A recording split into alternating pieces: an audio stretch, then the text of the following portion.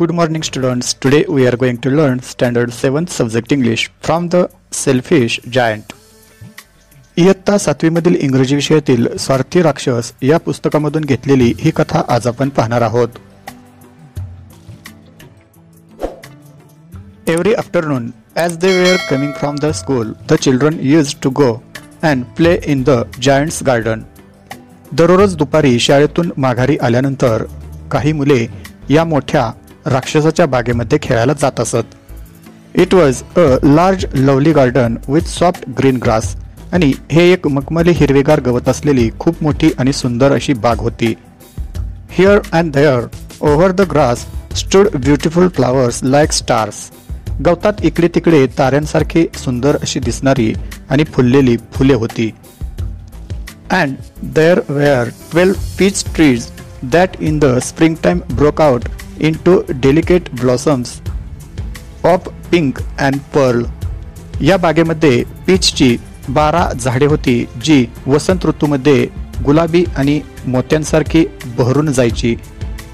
And in the autumn bore rich fruits.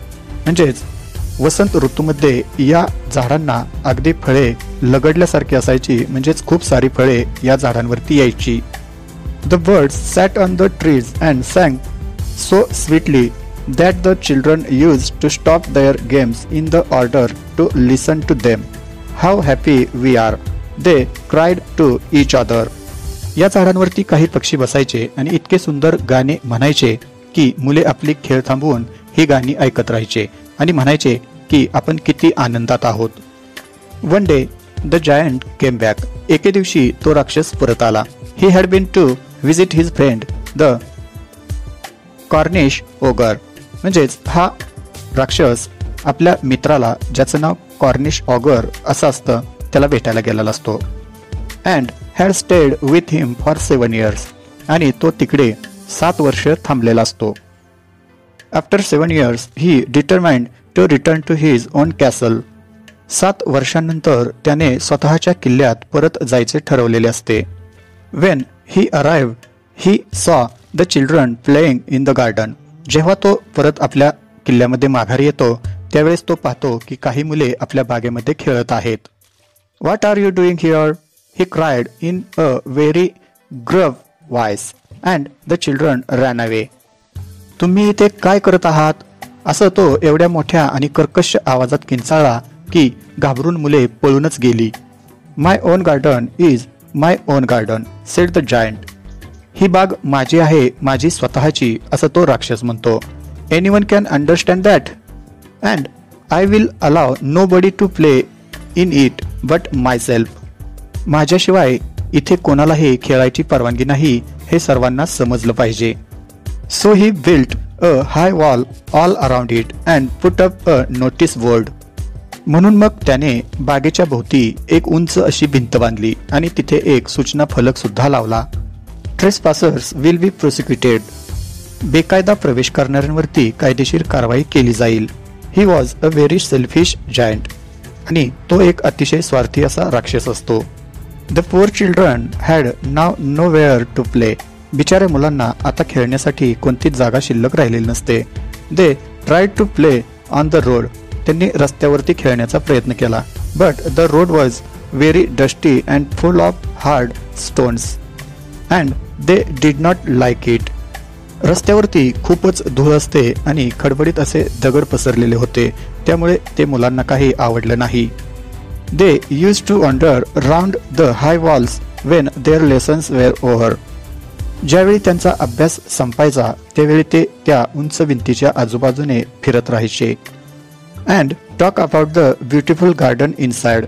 How happy we were there, they said to each other. आणि ते आतल्या बागेविषयी बोलत असत, एकमेकांना म्हणायचे की आपण त्या ठिकाणी किती आनंदात असायचो. Then the spring came and all over the country there were little blossoms and little birds. Only in the garden of the selfish giant it was still winter. मग वसंत ऋतू आला आणि संपूर्ण प्रदेशावरती छोट्या मोठ्या मोहराने आणि फुलांनी आणि छोट्याशा पक्ष्यांनी भरून गेला, पण फक्त त्या स्वार्थी राक्षसाच्या बागेत अजून हिवाळाच असतो. The birds did not care to sing in it. as there were no children and the trees forgot to blossom. पक्षी सुद्धा गाणी म्हणण्यासाठी तिकडे फिरकले नाहीत, कारण तिथे मुले नसतात आणि झाडेही बहरायचे विसरून गेलेले असतात. Once a beautiful flower put its head out from the grass, but when it saw the notice board, it was so sorry for the children that it slipped back into the ground again and went off to sleep. एकदा एका फुलाने गवतातून बाहेर मान काढून डोकावून पाहिले, पण तो सूचना फलक पाहून त्याला मुलांनी इतकेच वाईट वाटले आणि ते परत माघारी मातीमध्ये शिरले आणि झोपी गेले. The only people who were pleased to wear the snow and the frost. Spring has forgotten this garden, they cried. बर्फ आणि गोठलेले दव हेच फक्त खुश असतात आणि वसंत ऋतू या बागेला विसरून गेला आहे असे ते म्हणतात. So we will live here all the year round. आणि आपण या ठिकाणी आता पूर्ण वर्षभर थांबू शकतो किंवा राहू शकतो असंही म्हणतात. The snow covered up the grass with her great white cloak and the frost painted all the trees silver. बर्फाने आपल्या मोठ्या पांढऱ्या शुभ्र जाग्याने गवताला आच्छादून टाकलेले असतं आणि गोठलेल्या दवाने सर्व झाडांना चंदेरी रंगात रंगवून टाकलेलं असतं. Then they invited the north wind to stay with them, and he came. He was wrapped in furs, and he rolled all day about the garden and blew the chimney pots down. मग त्या दोघांनी उत्तरेकडील थंड अशा वाऱ्याला आपल्याबरोबर राहायला बोलावलं आणि तो सुद्धा आला. तो लोकरीत गुरफाटून आलेला असतो आणि दिवसभर बागेमध्ये घोंगावत राहिला आणि त्याने दोरांड्या देखील विझवून टाकल्या. This is a delightful spot, he said. We must ask the hail to visit. हे ठिकाण फारच छान आहे असं तो म्हणतो. आपण गारांनाही इथे बोलावूया. So the hail came every day for 3 hours.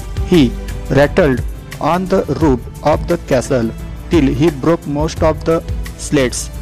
म्हणून मग गारा देखील आल्या. त्यांनी दररोज 3 तास किल्ल्याच्या छपराची बरीचशी कवले तुटेपर्यंत छपरावरती वर्षाव केला. And then he ran round and round the garden as fast as he could go. He was dressed in grey and his breath was like ice. मग तो बागेमध्ये जोरजोरात गोलगोल गिरट्या घेत राहिला आणि पडत राहिला. त्या राखाडी रंगाच्या आणि बर्फासारख्या थंडगार होत्या. I cannot understand why the spring is so late in coming, said the selfish giant, as he sat at the window and looked out his cold white garden. I hope there like be a change in the weather. खिडकीमध्ये बसून हा स्वार्थी राक्षस बकास बागेकडे पाहून म्हणत असतो की यावर्षी वसंत ऋतू यायला एवढा उशीर का होतोय हे मला समजत नाही. मला आशा आहे की मोसम लवकरच बदलेल. But the spring never came, nor the summer. The autumn gave golden fruit to every garden, but to the giant's garden she gave none. He is too selfish, she said. So it was always winter there. वसंत ऋतू तर त्या ठिकाणी आलाच नाही, पण उन्हाळा सुद्धा आला नाही. वसंत ऋतूने सर्व बागांना सोनेरी फळे दिलेली असतात, पण या स्वार्थी राक्षसाच्या बागेला मात्र काहीच दिलेलं नसतं. तो फारच स्वार्थी आहे असं शरद ऋतू म्हणाला.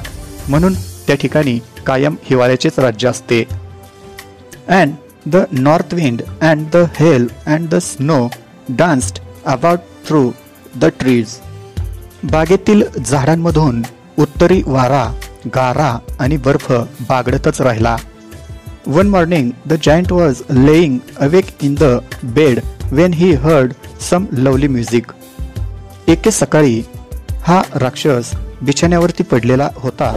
त्यावेळी त्याला छान असं संगीत ऐकू येतं. It sounded so sweet to his ears that he thought it must be the king's musicians passing by. त्या राक्षसाला असं वाटतं की राजाचे गवई त्या ठिकाणाहून छान असं गाणं, गोड असं गाणं म्हणत निघालेले असावेत. It was really only a little linnet singing outside his window. खरं तर तो आवाज लिनिट या गाणाऱ्या पक्षाचा होता. But it was so long since he had heard a bird sing in his garden that it seemed to him to be the most beautiful music in the world. खूप दिवसांनंतर त्या राक्षसाने आपल्या बागेमध्ये पक्षी गाताना ऐकलेला असतो, त्यामुळे जगातील सर्वात सुंदर मधुर असं हे संगीत त्याला वाटतं. Then the hail stopped dancing over his head and the north wind ceased roaring and delicious perfume came to him through the open casement. I believe the spring has come at last, said the giant, and he jumped out of the bed and looked out. नंतर मग गारांनी त्याच्या डोक्यावरचा आपला वर्षाव थांबवला आणि उत्तरी वाऱ्याने आपले घोंगावणे सुद्धा थांबवलेले असते. उघड्या खिडकीतून एक आल्हाददायक सुवास त्या राक्षसापर्यंत पोहोचला. वसंत ऋतू अखेर आला असं वाटतंय, असे म्हणत राक्षसाने बिछाण्यावरून उडी मारली आणि बाहेर डोकावून पाहिले. What did he see? त्याला काय दिसले? He saw a most wonderful site. त्याला बाहेर एक अतिशय मनोहर असं दृश्य दिसलेलं असतं. Through a little hole in the wall, the children had crept in, and they were sitting in the branches of the trees. एका छोट्याशा छिद्रामधून मुले आतमध्ये शिरलेली असतात आणि झाडांच्या फांद्यांवरती जाऊन बसलेले असतात. In every tree that he could see, there was a little child, and the trees were so glad to have the children back again that they had covered themselves with blossoms and were waving their arms gently above the children's heads. त्या राक्षसाने पाहिलं की प्रत्येक झाडावरती एक एक लहान मूल बसलेलं होतं आणि मुलांना परत आलेलं पाहून झाडे सुद्धा खूप आनंदित झालेली असतात. त्यांनी स्वतःला फुलांनी आणि मोहरांनी आच्छादून टाकलेलं असतं. आपल्या फांद्यांचे हात ती हलकेच या मुलांच्या डोक्यांवरती झुलवत असतात. The birds were flying about and twittering with delight, and the flowers were looking up through the green grass and laughing. It was a lovely scene. पक्षी इकडून तिकडे उडत असतात आणि मजेमध्ये किलबिल करत असतात. फुले हिरव्या गवतामधून डोकी वर काढून पाहत होती आणि हसत होती. हे फारच छान असं दृश्य होतं. Only in one corner it was still winter. It was the farthest corner of the garden, and in it was standing a little boy. He was so small that he could not reach up to the branches of the tree, and he was wandering all around it, crying bitterly. फक्त एका कोपऱ्यामध्ये अजून हिवाळाच होता. तो बागेतील अगदी एका टोकाचा कोपरा असतो. तिथे एक लहान मुलगा उभा होता, पण तो इतका छोटा असतो की त्याचे हात झाडाच्या फांद्यांपर्यंत पोहोचू शकत नव्हते. त्यामुळे तो अतिशय दुःखाने रडत झाडाभोवती फिरत होता.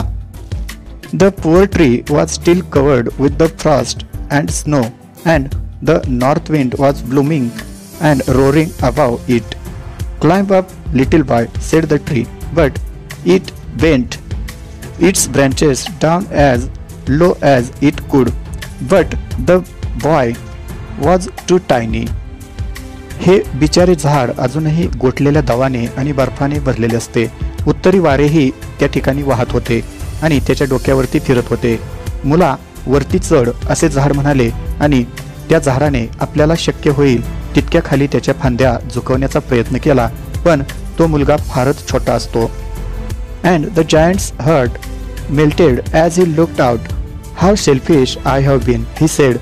Now I know why the spring would not come here. ते दृश्य पाहिल्यानंतर मग मात्र या राक्षसाचं हृदय विरघळलं. तो स्वतःला म्हणतो की मी किती स्वार्थी बनलो होतो आणि आता मला समजलं आहे की वसंत ऋतू इथे का नाही आला ते. I will put that poor little boy on the top of the tree and then I will knock down the wall. पहिल्यांदा मी त्या छोट्या मुलाला झाडाच्या उंच टोकावरती बसवतो आणि मग ती भिंत पाडून टाकतो. And my garden shall be the children's playground forever. He was really very sorry for what he had done. म्हणजे मग माझी ही बाग मुलांचे खेळायचे कायमस्वरूपी अंगण बनेल असं तो म्हणतो. आता त्याने जे काही केलेलं असतं त्याचा खूपच पश्चाताप होत असतो. So he crept downstairs and opened the front door quite softly and went out into the garden. म्हणून मग तो खाली जातो आणि आपले घराचे किंवा किल्ल्याचे जे प्रवेशद्वार असते ते अगदी हळूवार उघडतो. and went out into the garden. But when the children saw him, they were so frightened and that they all ran away. दरवाजा उघडून हा राक्षस आपल्या बागेमध्ये गेला, पण त्याला पाहिल्यानंतर सर्व मुले इतकी घाबरली की त्यांनी तिथून पळ काढला. And the garden became winter again. Only the little boy did not run, for his eyes were so full of tears that he did not see the giant coming. सर्व मुले तिथून पळून गेल्यानंतर बागेमध्ये पुन्हा हिवाळा आला. फक्त तो लहान मुलगा पळून गेला नाही, कारण त्याच्या डोळ्यांमध्ये खूप सारं पाणी असतं, म्हणून त्याला राक्षस येताना दिसलेलाच नसतो. And the giant stole up behind him and took him gently in his hand and put him up into the tree, and the tree broke at once into blossom, and the birds came and sang on it, and the little boy stretched out his two arms and flung them around the giant's neck and kissed him. हा राक्षस त्या लहान मुलाच्या पाठीमागे जाऊन उभा राहतो आणि अलगदपणे त्याला आपल्या हातामध्ये उचलतो आणि झाडावर बसवतो. क्षणार्धात ते झाड फुलांनी बहरून आले. पक्षीही झाडावर येऊन बसले आणि गाणी म्हणू लागले. मग त्या छोट्या मुलाने आपले दोन्ही हात लांबवून राक्षसाच्या गळ्याभोवती गुंफले आणि त्याचे चुंबन घेतले. And the other children, when they saw the giant was not weak any longer, came running back, and with them came the spring. राक्षस आता दुष्ट राहिला नाही हे इतर मुलांनीही पाहिलं आणि ती पळत माघारी आली आणि त्यांच्याबरोबर वसंत ऋतूही परत आला. It is your garden now, little children, said the giant, and he took a great axe and knocked down the wall. And when the people were going to the market at 12 o'clock, they found the giant playing with the children in the most beautiful garden they had ever seen. तो राक्षस म्हणतो, मुलांनो, ही बाग आता तुमचीच आहे. असं म्हणून त्यांनी एक भली मोठी कुऱ्हाड घेतली आणि भिंत पाडून टाकली. जेव्हा मोठी माणसे 12 वाजता बाजारात निघालेली असतात, तेव्हा त्यांनी पाहिलं की राक्षस या लहान मुलांबरोबर जगातील सर्वात सुंदर अशा बागेमध्ये खेळत आहे. From the selfish giant by Oscar Wilde. Oscar वाइल्डच्या स्वार्थी राक्षस या कथेमधून ही गोष्ट घेण्यात आलेली आहे. मुलांनो, आवडली का ही गोष्ट तुम्हाला? म्हणजेच एखादा माणूस जरी रागीट असेल किंवा दुष्ट असेल तरी तो कायमचा दुष्ट राहू शकत नाही. त्याला प्रेमाने जिंकता येते, हेच या कथेमधून आपल्याला समजलं आहे. Like this today we learned standard 7 subject English from the selfish giant. इयत्ता 7वी मधील इंग्रजी विषयातील स्वार्थी राक्षस या पुस्तकामधून घेतलेली गोष्ट आज आपण पाहिली. धन्यवाद.